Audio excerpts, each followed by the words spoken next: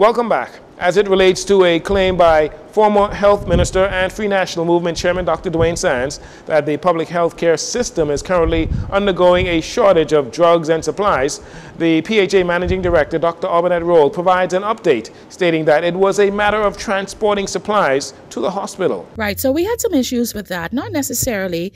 It was in terms of getting them delivered to the hospital. I am happy to report that since we spoke, we were able to get some, and so now patients requiring dialysis are now able to get their catheters put in so that they can have their therapy done. But there was a delay. When the former Minister of Health, Dr. Sands, brought awareness to the possibility of a shortage, he suggested the reason for the shortage could possibly be a money matter. However, Dr. Roll assured that the issue of supply chain difficulties is not across the board. So where we do have issues with supply chain, it is not in all instances. I did have an opportunity to review. We do have some of the oncolytics, or the drugs that are used for cancer patients, that we do not have, but we were able to get some of the alternative drugs to be utilized until we are able to access those. That was PHA Managing Director Dr. Albinette Roll. To date, the Bahamas has welcomed over 6 million visitors. Giving an update on these numbers is Latia Duncombe, Director General in the Ministry of Tourism, Investments and Aviation. Yes, we are really pleased and excited about our performance. Year to date, August 2023, we have welcomed 6.6 million visitors to our shores. Our Deputy Prime Minister shared earlier this year we're on target to hit the 8 million mark. And as a team and as an industry, we're certainly moving the needle forward to ensure that we achieve and we are successful. To achieve these numbers, the ministry has put in place a comprehensive marketing scheme known as Brand Bahamas to attract first-time and returning visitors to our islands. We have Bahamas tourist offices throughout North America and also in Europe. Those teams on the ground engage in face-to-face discussions with key stakeholders in market all of the time. They're all located in key sectors of the U.S. And very soon we're going to be opening an office in LA as well, which is a very important city for us as well. So when we look at it, those boots on the ground, they yield results. They meet with airline partners, trade, travel trade, media, all the time, keeping the Bahamas up front and center. And then there's an arm on delivering on expectation.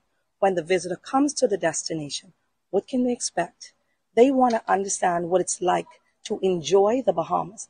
As a Bahamian, they want an authentic experiences. So whether it's our verticals team showing pilots how to fly into the destination, and we have a fly-in schedule for Abaco in October, whether it's the boating flames where we bring captains and show them how do you navigate to and through the destination. We do that as well. During his contribution to the debate in the 2023-2024 budget, Minister of Tourism, Investments and Aviation, Chester Cooper, the Deputy Prime Minister, said visitor arrival numbers for that period were up 79% over the first 4 months of 2022 and exceeded 2019's banner year numbers by 32%. He said most family islands also experience historic air arrivals. Former Lyford Key resident Peter Nyard saw his sex crime trial begin in Canada on Tuesday.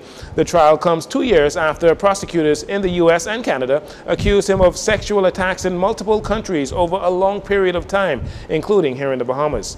In addition to the trial in Canada, federal prosecutors in New York charged Nyard in 2020 with sex trafficking, racketeering conspiracy, and other crimes allegedly committed in the United States, Canada, and the Bahamas. A Canadian judge has ordered that Nyard be extradited to the United States to face those charges after the conclusion of his trial in Canada. On Tuesday, Nyard pleaded not guilty to 5 counts of sexual assault and a single count of forcible confinement involving allegations connected to 5 women in the 1990s. A man on bail for 2 murders was sent to prison Wednesday after he was accused of attempting to kill 4 police officers last week.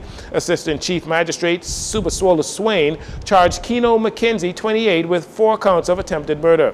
McKenzie also faces 7 counts of violation of bail conditions. McKenzie was on release on 2 murder charges for the shooting deaths of 54-year-old Ferdinand Agnor and Daniel Sterling, who were killed hours apart in Angliston on February 10, 2019. More recently, according to police reports, officers responded to reports of gunfire around Miami Street early in the morning hours of September 20th when McKenzie is accused of opening fire in the direction of the approaching officers before making good his escape. He was not required to enter a plea for the attempted murder charges, as they will be transferred to the Supreme Court via a voluntary bill of indictment. McKenzie is also charged with 6 counts of breaching his court-ordered curfew between April 10th and July 15th. McKenzie was remanded to the Bahamas Department of Correctional Services until he returns to court for the voluntary bill of indictment set for December 1st.